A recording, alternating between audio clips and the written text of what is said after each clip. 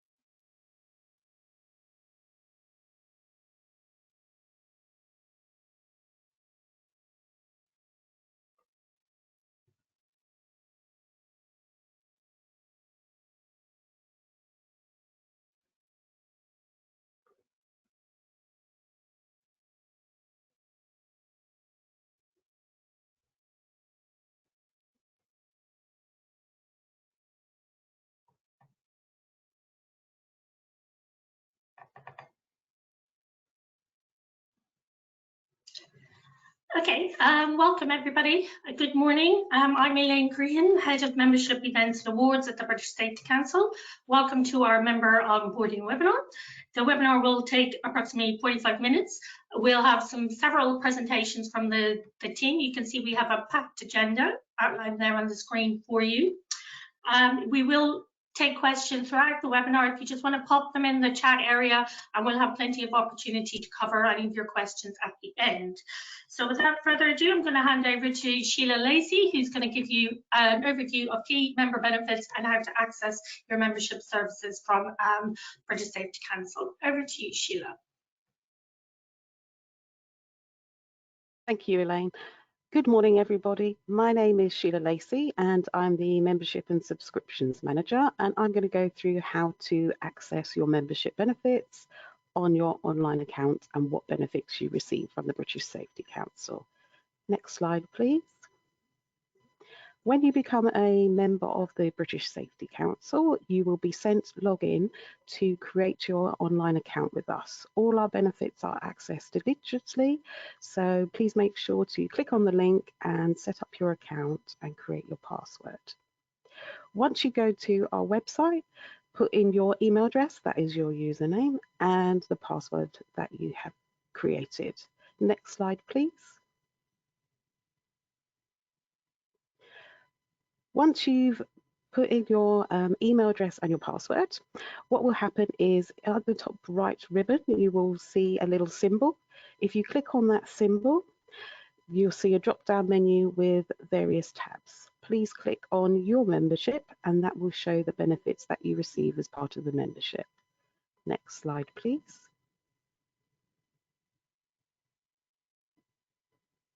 This is the screen that you'll see, and it will show all the benefits you have access to. So if you just click into the actual box, that will send you through to the actual benefit itself so you can access it. Next slide, please. Once you're a member of the British Safety Council, you will receive an electronic membership certificate, and this is to display and demonstrate your commitments to the British Safety Council, and also just to show everybody else that you are committed.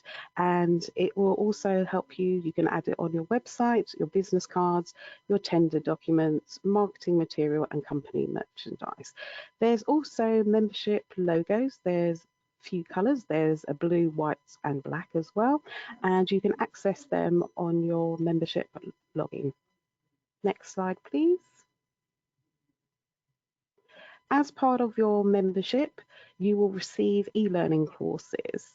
There is, dependent on the duration of your membership, you will receive 100 licenses for 1 year, 200 for 2 year, and 300 for 3-year membership. And what you do is you go into your online account and you claim them through your online account. There is 15 different courses. My colleague Saz will go through in more detail about the e-learning courses shortly. Next slide, please. As part of the membership, you receive a safety management magazine. This is a digital magazine that you will receive each month. You can download it, you can send it to your colleagues as well. It has lots of relevant and thought-provoking news, features, profiles, and opinions for you to read.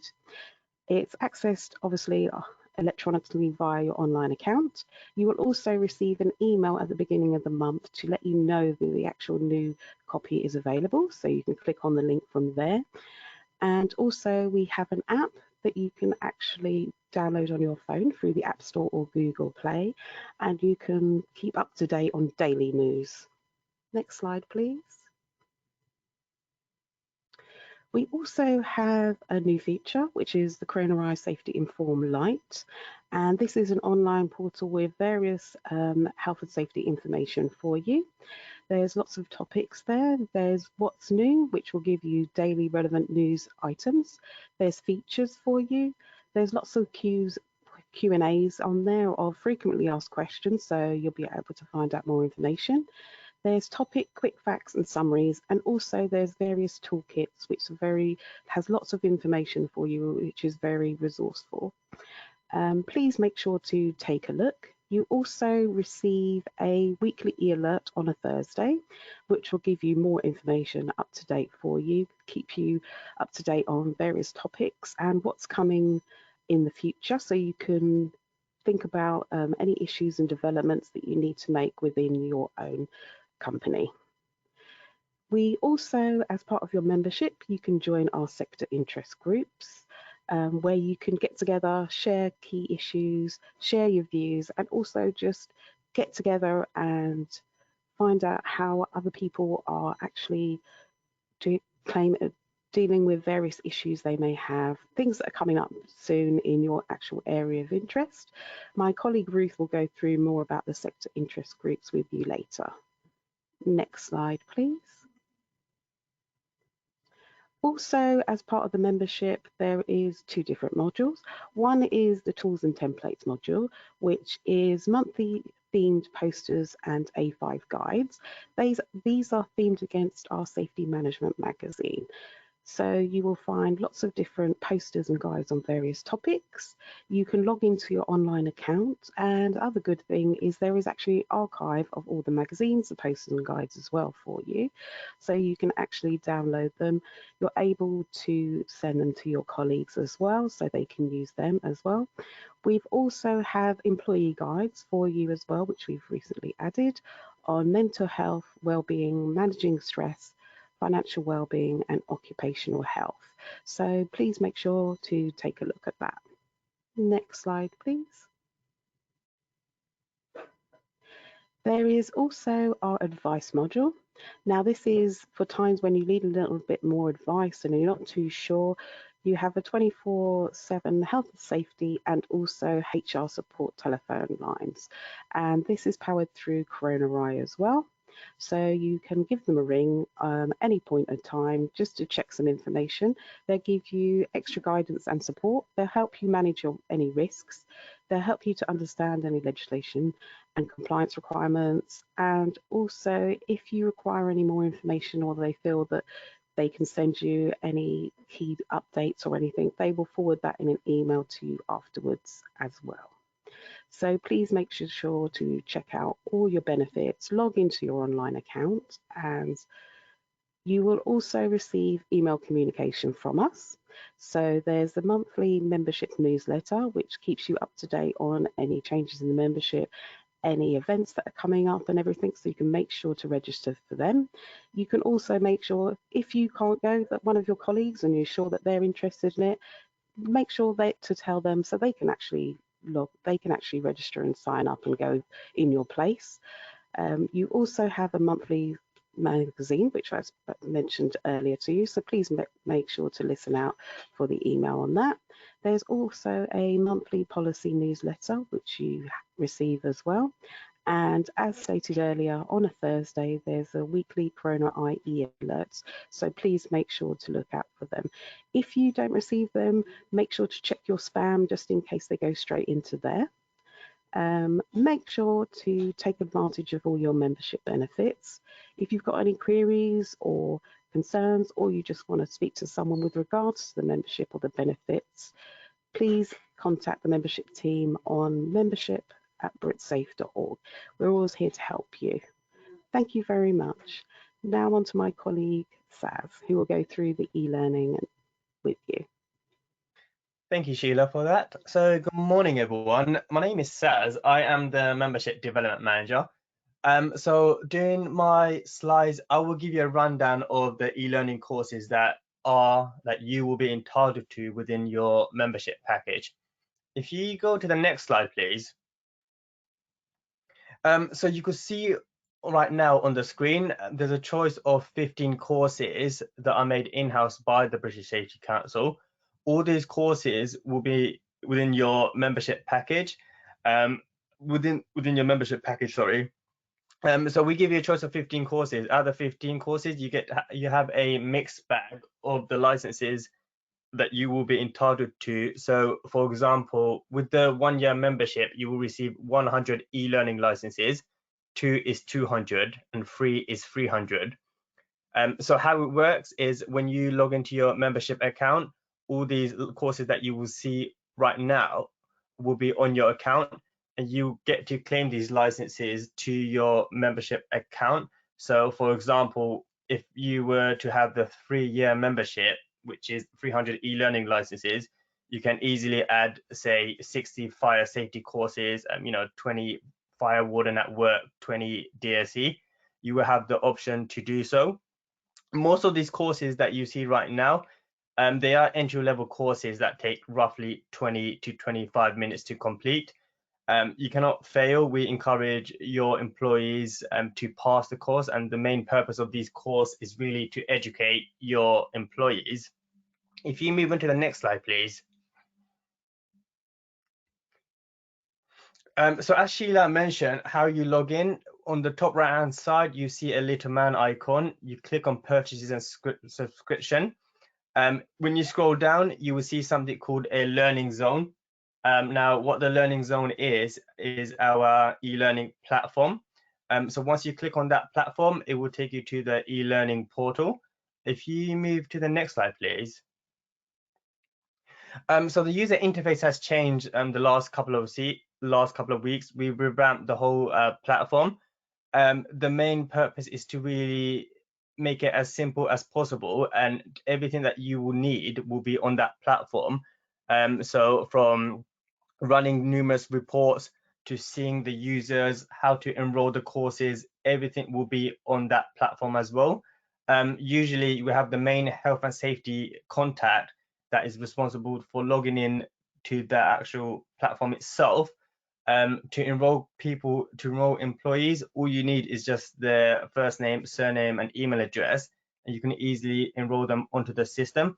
But with this platform, or with this main dashboard, everything that you would need within the portal itself will be on here. I will go in depth further on. If you move into the next slide, please. So one key aspect of it is you can always filter out the course that you have within your account. You can either search by course name or by individual itself. This section here will be quite vital towards seeing the licenses that you have on your account and who has been assigned the licenses itself. Now, if you move on to the next slide, please. So as I mentioned before, when you log into your portal, you will see the main e-learning courses that you will be entitled to. All 15 courses will be on that system. If you have any issues or if you don't see the courses itself, please email membership@britsafe.org, and my colleague Sheila will be able to assign the licenses or assist further. All these courses from DSE manual handling are on that system, and you can always pick and choose, as I mentioned, the types of licenses that you will need or you will want within your account, and it will be on here. You can either filter out the search on the search bar, or you can scroll down and browse through all 15 courses to see which one is more convenient to yourself. Obviously, if you're more office based, you will use the DSE mental health start the conversation courses, or if it's more towards the manufacturing sites or on site itself, there's manual handling, fire safety. So the point of this is to give you a mixed bag of courses and to really utilize these courses to your sites and to your organization. If you go to the next slide, please. Now, to enroll people on the courses, all these courses will be listed on the left-hand side. There's two ways that you could go about it. If you want to enroll a certain individual by single use, meaning that if you want, say, one course to be assigned to one person, you will have the option to do so. Or there's multiple ways of assigning the courses. If you hit the command bar and just pick and choose the licenses that you want that certain individual to complete, you will have the option to do so. Now, these courses are by per user, meaning that more than one individual can complete the course itself. So there's multiple options and multiple ways to do so. If you go to the next slide, please. Now, this is the main report dashboard. So this is where the main site contact or the main HSE manager will be able to see the updates from your employees. Now, this is an example. Once you click on the report tab, you can always, and once you assign the courses to a certain employee, you can always keep updated on this system, on this platform, to see if it's pending, has it been completed, did they receive their e-learning certificate. Everything will be on here, and similar to before, you can always filter out the search if you want to just type the employee's name or you want to filter out the course itself. Now, if you go to the next slide, please. Now, to give you an insight, this is the types of emails that your employees will receive. So once you enroll a certain employee to a certain course, this is the types of email that they will receive. It's a very simple email. You got the basic username, password, as well as a link to complete the course. All they need to do is just click on the link, add the username and password, and it will guide them through the e-learning course that you have assigned to them. As I said before, these are short courses that take 20 to 25 minutes to complete, and you cannot fail. We fully encourage your employees to pass. If you go to the next slide, please. So to give you an insight, so this is an example of our DSE course. With this course in particular, once you play the video, there is an introductory course of what to expect and the main purpose of the course itself.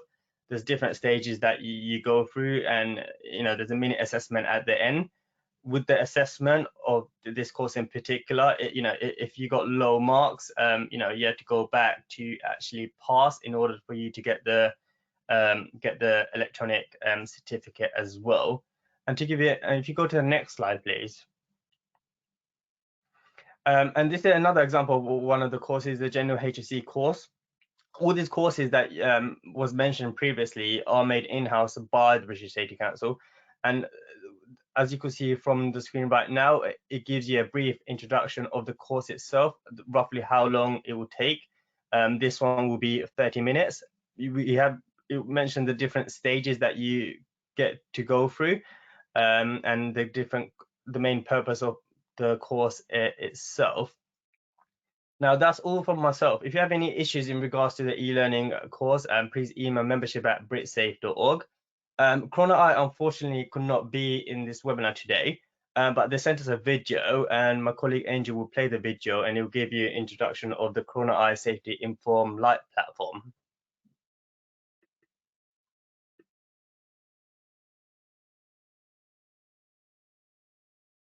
So you can find your login for Safety Inform Lite on the British Safety Council site under your profile, as you can see, and under payments and subscriptions on your British Safety Council portal. So as you can see, you just click on the link and you'll receive really useful information around the following, which are things like hot topics in the industry and safety, really handy toolkits, like the coronavirus toolkit, all of our feature articles, frequently asked questions and answers. These are questions we receive from health and safety professionals like yourselves that we have answered. And if you're looking for a second opinion, have a look at this and then the answer. So we'll show that to you in just 1 second. So this is the coronavirus toolkit. If you click on that, that will give you all of the information collected, useful feature articles all in one place. So you can have the confidence that you've got all of the information there as part of your Light subscription. And then you've also got up here the questions and answers that I was talking about before. And this covers any sort of questions that you would have asked already, or we would have had questions before. So if you're paying for an auditor, or you are currently using the helplines, you know, this could really help with mitigating against some of the cost, but also it's always good to see what other people have asked and the type of answers we're going to get. You can then, once you've found what you really want, you can add it to a folder for future use. So you can go back to your folder here, and from that you can then download it into Word, OpenOffice, PDF. I mean, a lot of our documents are actually downloadable and able to put into folders so that you can use those. You also get access to the 50% discount for our wider platform. So our wider platform consists of the legal register and also ISOs, how to get those ISOs. So if you want those, then do that. But for now, the best thing to do is to go to that link that you saw and request a free callback. And what we'll do is we'll do an introductory call with you so that you know how to access it. You can set up your e-alerts quite well, make sure that you're using that correctly and your membership benefits. And then what you can do is you can we can have a conversation with you just to see if there's an opportunity to support you further with our wider platform. So that is a service. So if you've got any questions, then just let us know. We've also got that phone number at the top right hand corner there. Thank you very much.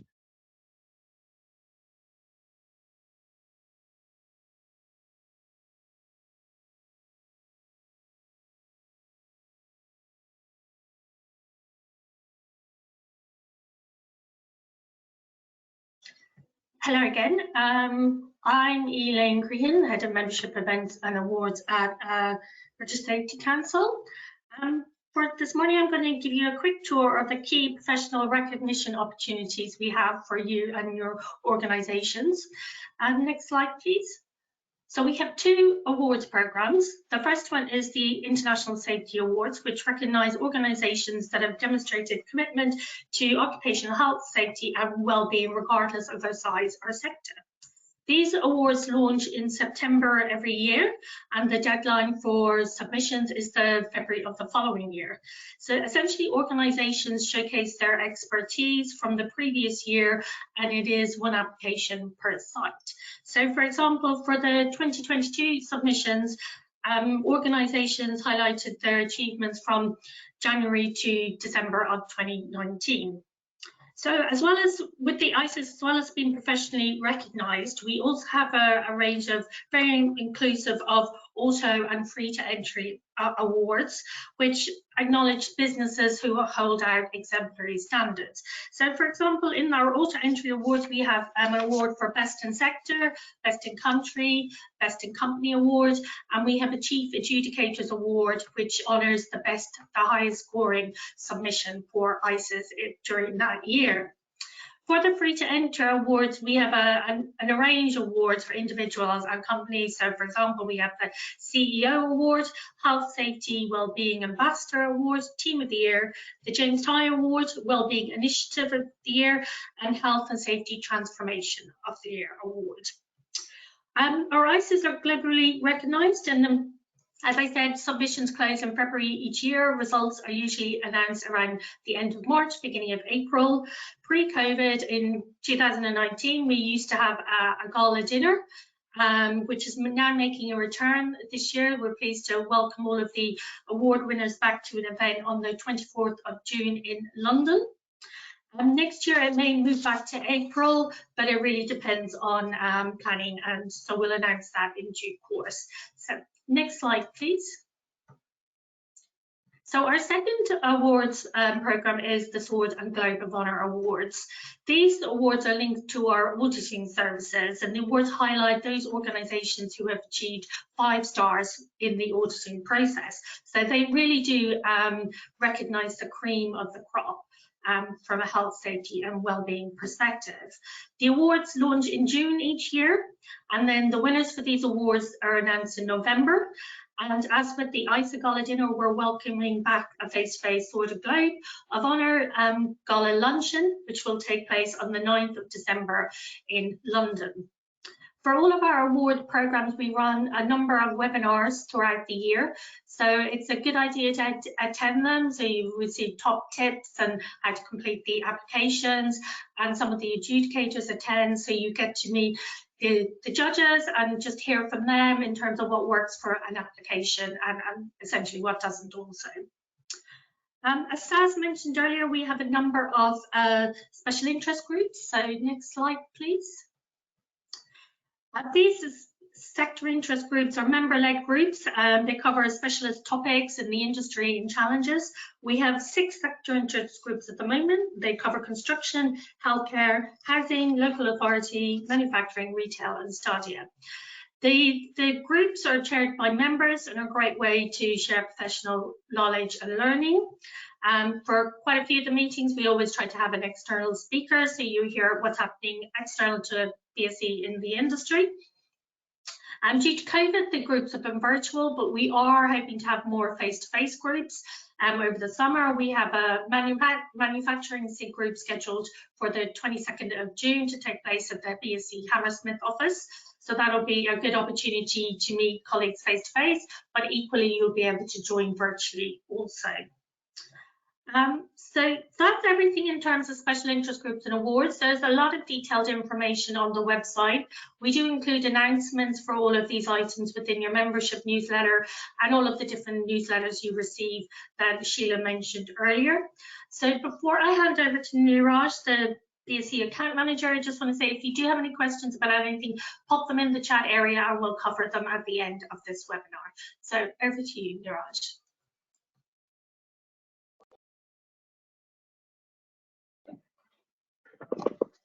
Good morning, everyone. I'm one of your account managers at the British Safety Council. Once you've got yourself into membership, you're each dedicated an account manager who works alongside with you to support you with your needs, your requirements, and any issues you face, while you're a member with us.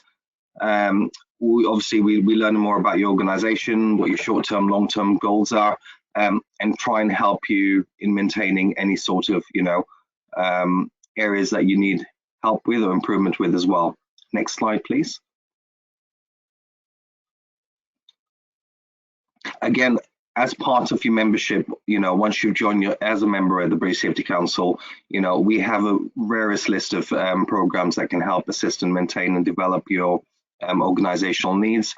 We have training, audit and consultancy. There's policy and opinion as well, and awards and events, which has just been covered. Next slide, please.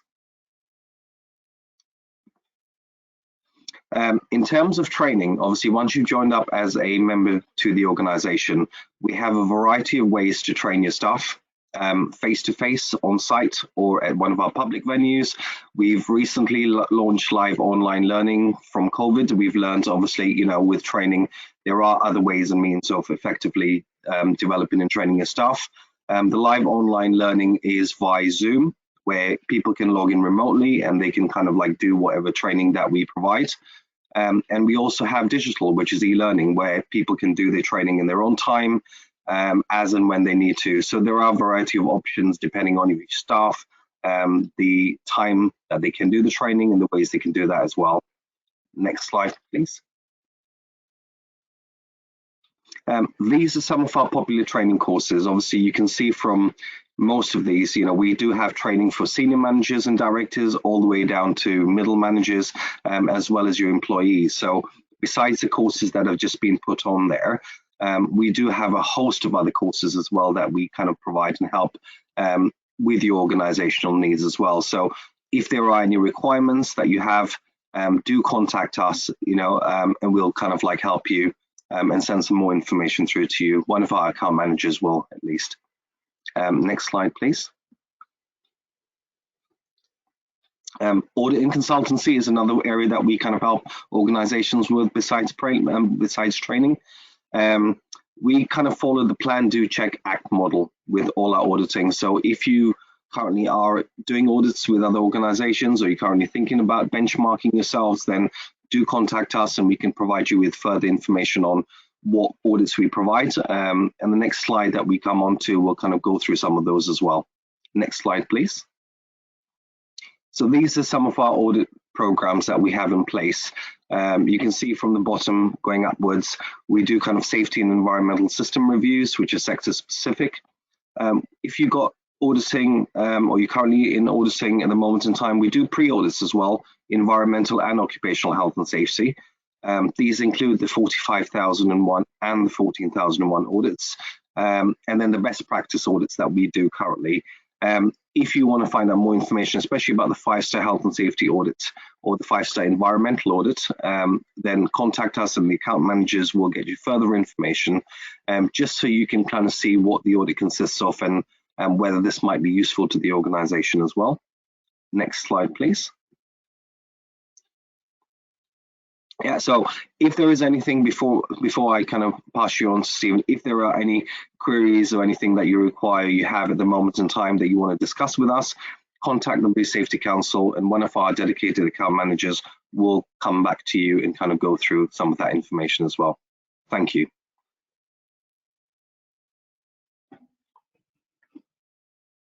Thanks, Akil. And hello, everyone. My name is Stephen Cook. I'm going to give you an introduction to our policy and communications work. So if we move to the next slide, first I'm going to just tell you a bit about me, my team, and what we do. As I said, I'm head of policy and communications. In my team, I've got 3 team members, 2 in the UK and 1 in India. Tom is deputy editor of our magazine, which Sheila mentioned earlier, Safety Management magazine. And Belinda is a journalist on the magazine and writes news and feature articles and so on for it. And Orchi is based in India, and she writes for our India version of the magazine, as Belinda does in the UK, and because we have a magazine in India for our members out there as well. As I said, we publish Safety Management magazine, and we do that on a monthly basis. It comes out to you members, and articles as well go on our website. We have an app, as Sheila mentioned, for news pieces from the magazine, but only really members and subscribers get the full copy. The readers, on a particular PDF version that you can read as if it's a magazine. It's online, comes out every month in the newsletter, and you'll receive that in your email. And we also have a policy newsletter as well, and that's a roundup really of updates, articles, and issues and things and activities that we're doing and we think are relevant to our members' interests. And we also have 2 campaigns, and these are 2 campaigns that I manage. One is called Keep Thriving, which I'll come to in a minute. The other is Time to Breathe, and I'll explain what those are. And we also obviously work on reactive issues like COVID. It's been a big issue obviously in the last couple of years.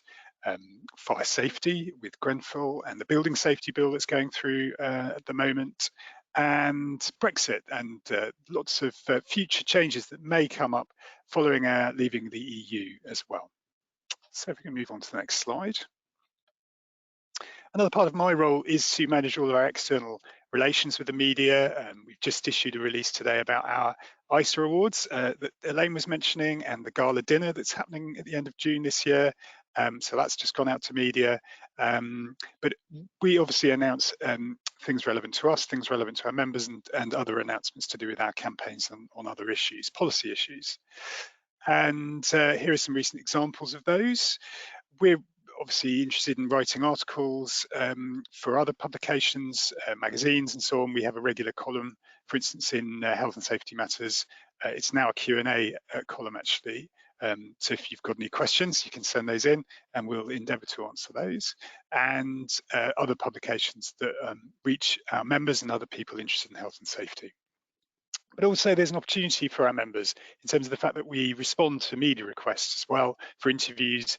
They are sometimes interested in case studies, comments, and so on as well, from businesses that are experiencing issues live on the ground, and that's often an opportunity for members who are interested in talking to the media about that as well.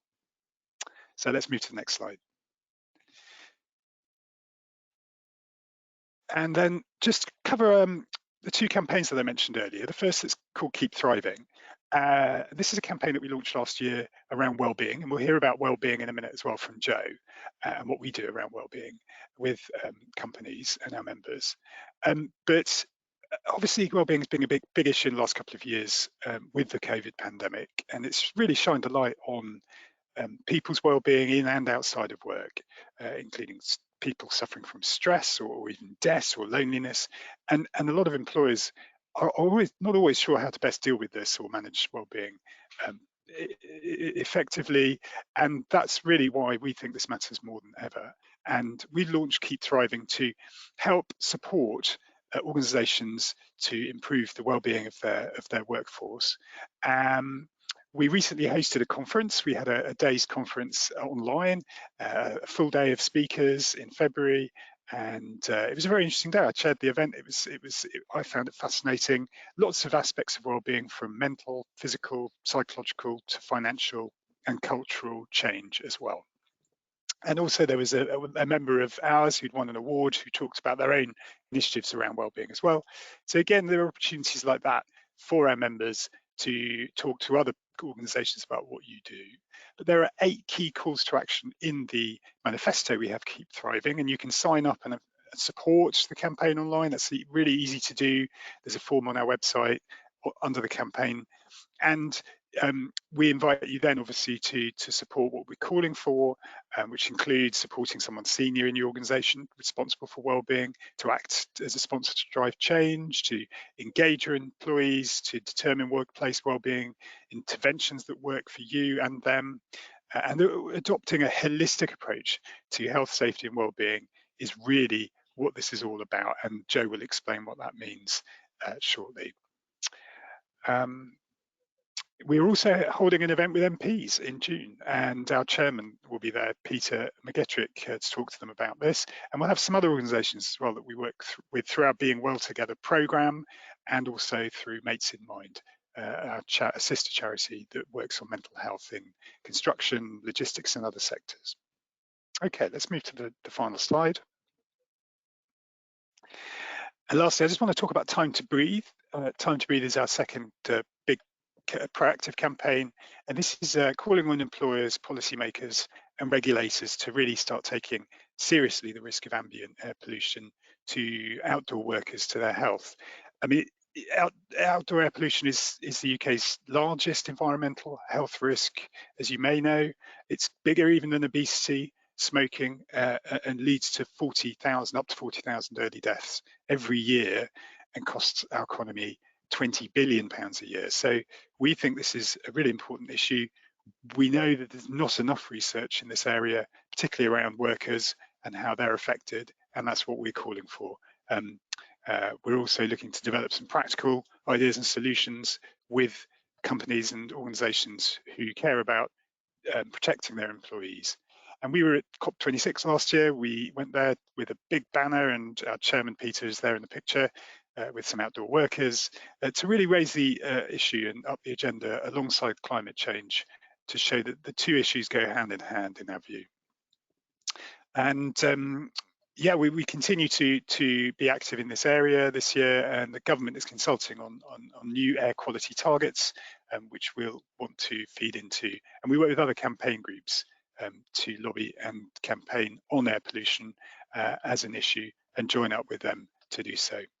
So that's all for me. Thank you ever so much for listening. I'm now going to hand over to my colleague Joe, who will tell you all about our wellbeing training and provision. Thank you. Thanks, Steve. I'm just going to show my screen. Bear with me one moment. Hi, everyone. It's great to see you this morning. My name is Joe, and I'm the Wellbeing Services Manager here at British Safety Council. And this morning I just want to sort of continue on from Steve's theme of well-being. So we're going to talk about well-being at work. So my question is, what does well-being mean to you? And how does it affect your people in your organisation, your business?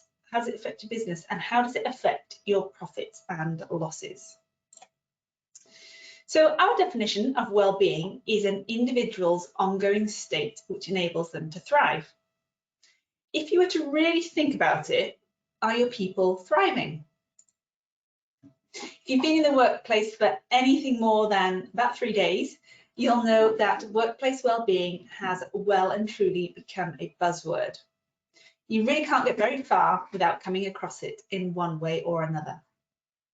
And most people that I speak to think that well-being at work is perhaps 3 or 4 things: mental health, diet and nutrition, exercise, and perhaps a bit of sleep. Most people think sleep is important too.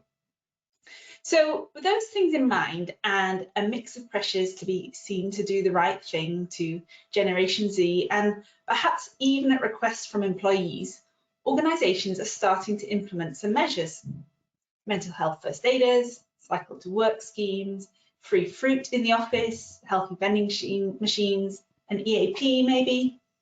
Have a think just now, what do you have in your organisation, if any of those things? Don't get me wrong, all of those things are great for a day or 2, a month if you're lucky. Because what we found is that these things on their own, these interventions, they don't actually work. And here's why. So most people think that well-being is physical and mental health, as we talked about earlier, and it is. But actually, we encourage employers to look at more than that. When we know that over 11 million days are lost at work a year because of stress at work. And we know that according to the CIPD, change management matters not least because change is taking place at an accelerating pace. And there's evidence that change initiatives often fail. The complexities and difficulties of delivering change are well established, with failure rates frequently cited as high as 70%. We know that UK workers are some of the least engaged in the world, and we know that productivity is on the decline. And all the research that has been done throughout the pandemic shows that a lack of social connectedness is damaging people's mental well-being. So now you're back in the office perhaps, or maybe you're working from home. When you finish your day at work, when was the last time you told your significant other about the cycle to work scheme? Or maybe you told them about a great conversation that you had about about what your colleague did on the weekend, or maybe about a new thing that you've heard of from your colleagues. When we spend over 90,000 hours of our lives at work, you can see that workplace well-being is a lot more than mental health, food, exercise, and sleep.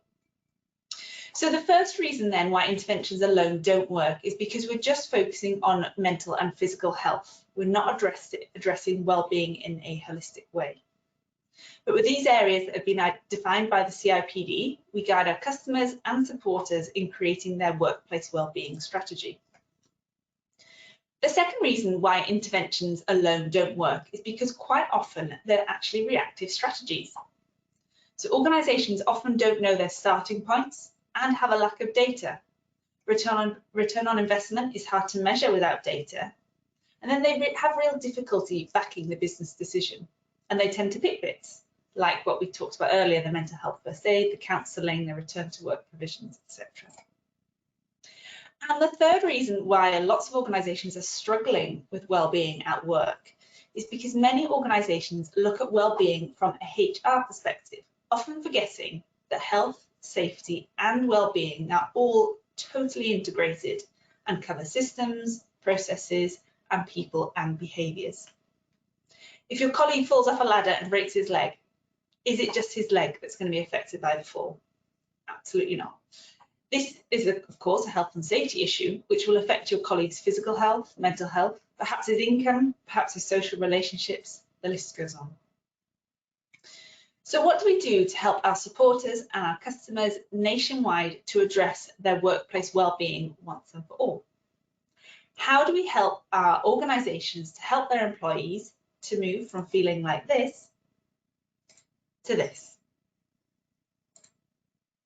We help organisations to move from a tertiary intervention stage of being reactive to sickness absence, being seen to do the right thing and having policies for policy's sake, to a place of primary intervention, where multiple data sets are informing their approach, you're getting the right interventions in for the right people, and the culture is very much coming from the top down.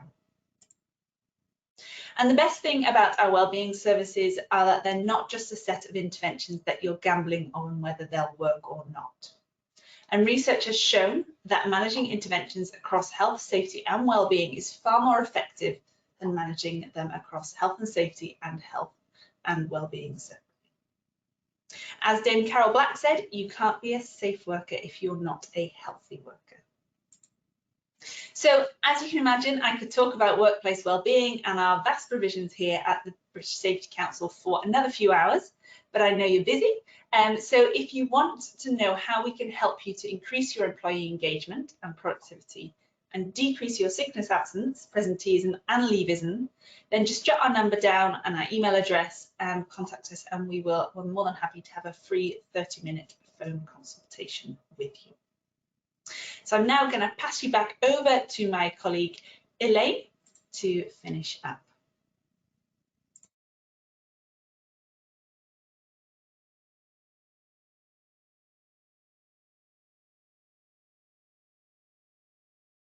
Thanks very much, Jo.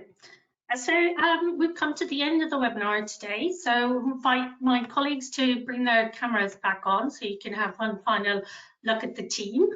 And I'd also like to invite you all to pose any questions you would like to us, either on video or in the chat area. We'd be happy to respond to any questions that you may have. We'll give you a second to have a think about that.